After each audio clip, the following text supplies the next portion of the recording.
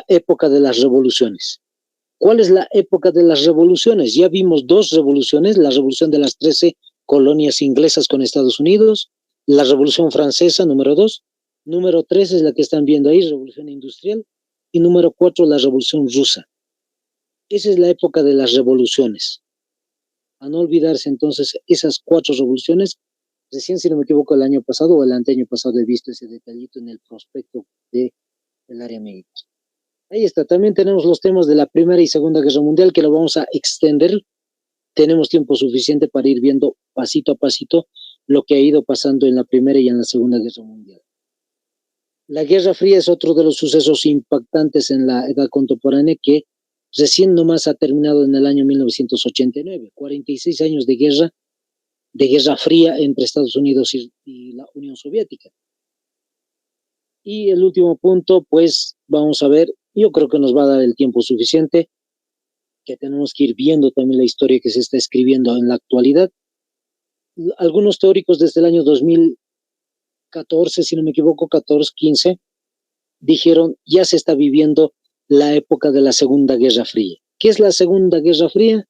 Pues un conflicto entre Estados Unidos y Rusia, pero no solamente con Rusia, sino con China también.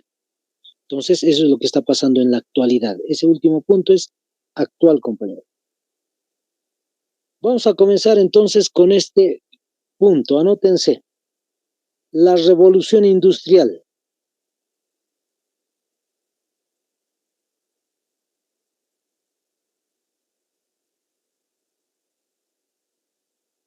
Una vez colocado el título, vamos a especificar los años.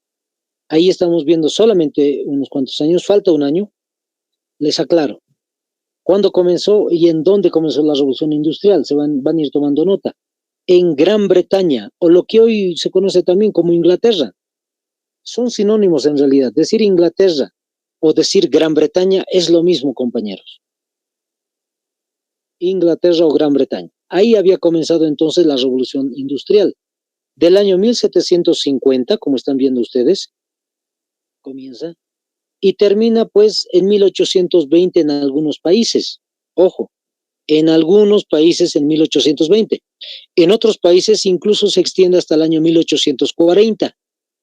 Y en otros más, incluso hasta el año 1850. Entonces tiene 3 fechas de finalización, porque no en todos los países ha finalizado el mismo momento. 1820, 1840, 1850. Ahora, ¿qué es la revolución industrial? Vamos a dar una definición de lo que es la revolución industrial. Apunten entonces, compañeros, les voy dictando este detallito.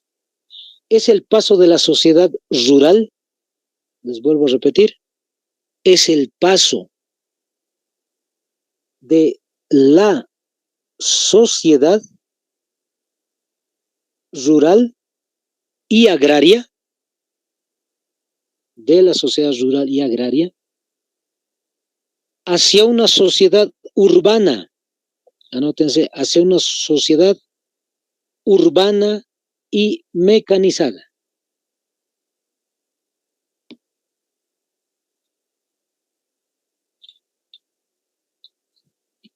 Ahí está. Entonces, punto aparte, ahí está. Ahí colocamos el punto.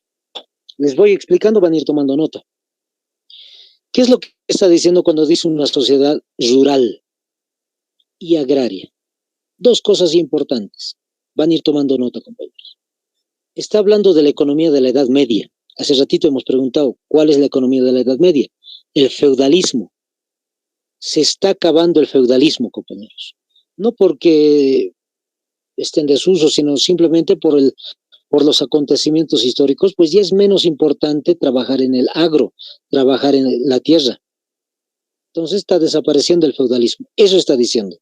Con eso también está desapareciendo, vamos a decir entre comillas, el trabajo manual. O sea, todo lo que se desarrollaba con la mano está perdiendo importancia. Ahora, ¿qué es lo que está viniendo con la revolución industrial? Una sociedad urbana. Fíjense el detalle. Es una sociedad urbana, es decir, las ciudades son más importantes que el campo. Cuando vimos el tema de la Edad Media, si mal no recuerdo, les dije el campo, el que tiene una chocita en el campo y tiene tierras para cultivar, ese es rico. ¿Por qué? Porque saca la riqueza, es decir, los productos de la tierra, y esa es la riqueza. Eso es en la Edad Media. Ahora, en la Edad moderna, contemporánea, ya no es importante tener tierras. Lo importante es tener una casa en la ciudad. ¿Por qué en la ciudad? Porque el trabajo ya no es manual, ya no es del agro, ya no es agricultura. El trabajo es a través de las máquinas.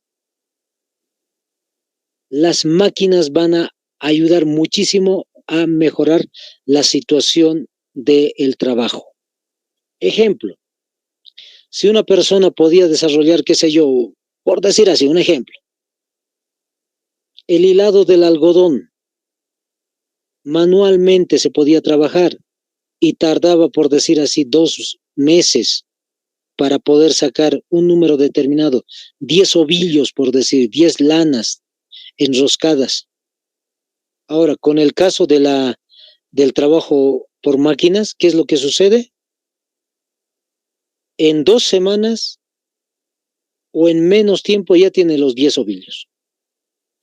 ¿Qué quiere decir? Que en 2 meses posiblemente va a tener alrededor de 100 o 150 el número de ovillos que podía sacar en menos tiempo, en más tiempo. Ahí está. Ese es el detallito, compañeros. Esa es la diferencia. Ahí está. Listo. Entonces, eso es lo que es la revolución industrial. Cambio del método de trabajo, como ustedes quieren. Número 1, anótense qué cambios vemos en el caso de la revolución industrial. Número 1, la máquina de vapor. Es decir, se crea la máquina de vapor.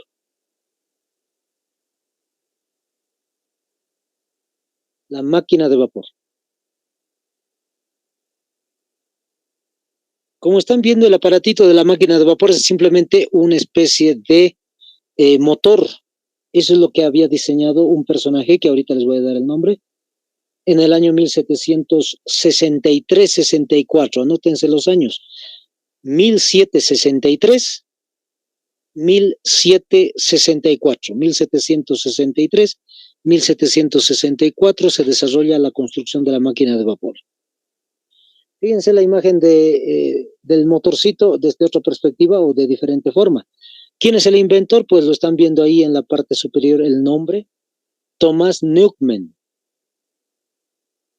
Thomas Newcomen entonces es el personaje que ha creado la máquina de vapor. Ojo, mucho ojo, compañeros, este personaje no es conocido. Si se investiga en el caso de la creación de la máquina de vapor, aparece recién su nombre cuando investigamos a fondo un poquito, pero cuando hacemos la investigación de forma superficial, es decir, incluso en textos de universidad, no aparece él como el creador. No es que los textos estén equivocados, sino que sucede algo. La máquina que están viendo ustedes, el motorcito, lamentablemente, estaba muy caliente, es decir, cada vez que se utilizaba se sobrecalentaba y al final de cuentas no servía, solamente servía un tiempo determinado. O sea, la máquina tendría que servir horas y horas para su funcionamiento, pero no servía para eso. Entonces va a pasar los años 1765, 66, 67, hasta que un personaje va a mejorar la máquina de vapor. Le va a colocar una especie de ambiente, o si quieren una especie de motorcito de refrigeración, y con eso justamente funciona mejor. El personaje se llama, anótense y van a subrayar el nombre, James Watt. Este es el personaje más conocido que Thomas Newcomen. James Watt aparece en textos de universidad como el único que ha creado la máquina de vapor. Fíjense lo que dice la teoría. Dice, patentizó la máquina de vapor en el año 1769. ¿Qué significa patentizar? Tener todos los derechos de la máquina. Eso es entonces lo que sucedió con este personaje. Ha patentizado la máquina y ahora los derechos le pasan a él completamente. Cada vez que quieran alguien imitar esa máquina, pues tienen que pagarle un monto de dinero a James Watt. Ahora, surge aquí, siempre les digo a los compañeros, un pequeño problema para el examen. Puede que les pregunten justamente esto, ¿no? ¿Quién es el creador de la máquina de vapor? Y unos compañeros me dijeron hace tiempo, profe, ¿a quién elegimos para poder colocar el inciso correcto? Si aparece la pregunta, ¿quién inventó la máquina de vapor? Y los incisos son Thomas Newcomen, James Watt, qué sé yo, Benjamin Franklin y Thomas Edison, por decir. ¿A cuál de toditos van a elegir? Tienen que elegir a Thomas Newcomen. ¿Por qué? ¿Por qué este personaje que es menos conocido, como hemos dicho? Porque en realidad la persona que va a hacer el examen para ustedes sabe de antemano, es decir, puede que conozca o no al verdadero inventor. Como les vuelvo a repetir, no es tan conocido. Entonces, si hay un inciso que diga Thomas Newcomen, apúntenle a él. ¿Por qué? Porque la persona que está haciendo el examen para ustedes sabe que hay un verdadero inventor, por eso lo ha colocado en las respuestas y lo marcan ahí. Ahora, surge otra pregunta. Puede que la pregunta sea quién inventó la máquina de vapor y no esté Thomas Newcomen. Esté inciso A, James Watt. Inciso B, Benjamin Franklin. Inciso C, Thomas Edison. Inciso D, ninguno. ¿A cuál de todos los cuatro van a optar? A James Watt. ¿Por qué James Watt? Como ya les dije, porque es conocido y no aparece Thomas Newcomen en la lista. Entonces, como no aparece Thomas Newcomen, posiblemente la persona que está haciendo el examen para ustedes tampoco lo conoce. Y sí es muy conocido James Watt. Entonces, tengan esa idea siempre en su mente, compañeros. Ahora, ¿en qué área ha mejorado James Watt, es decir, con la máquina de vapor? ¿Por qué se llama la época de la industrialización? Por este detalle. Como están viendo, la industria textil. Justo el ejemplo que les he dado, el hilado del algodón, perdón, es lo primero que se va a desarrollar como industria en Inglaterra.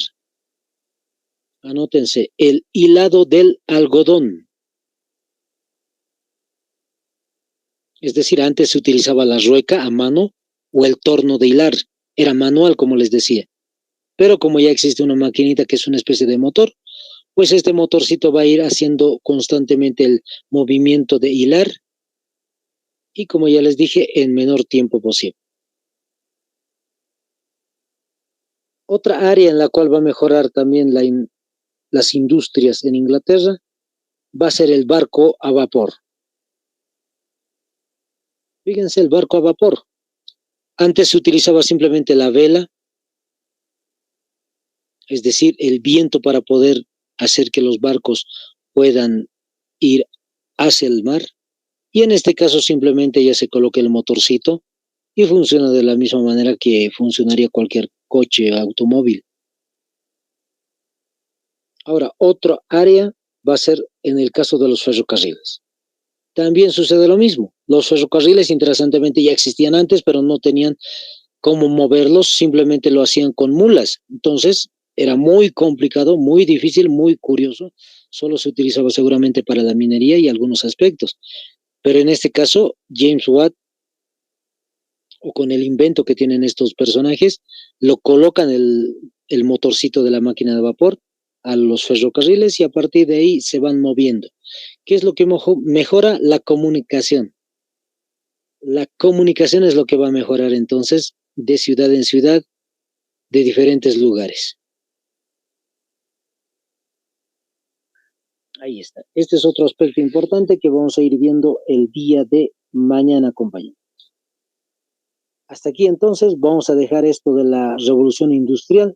Espero que les haya parecido interesante. Vamos a ir viendo, como les digo, otros aspectos más y se va a ir volviendo más interesante todavía porque estamos hablando del tiempo presente ya. Listo, compañeros. Muchas gracias por escucharnos. El día de mañana entonces nos vemos continuando este tema y viendo otros temas más. Bendiciones, compañeros.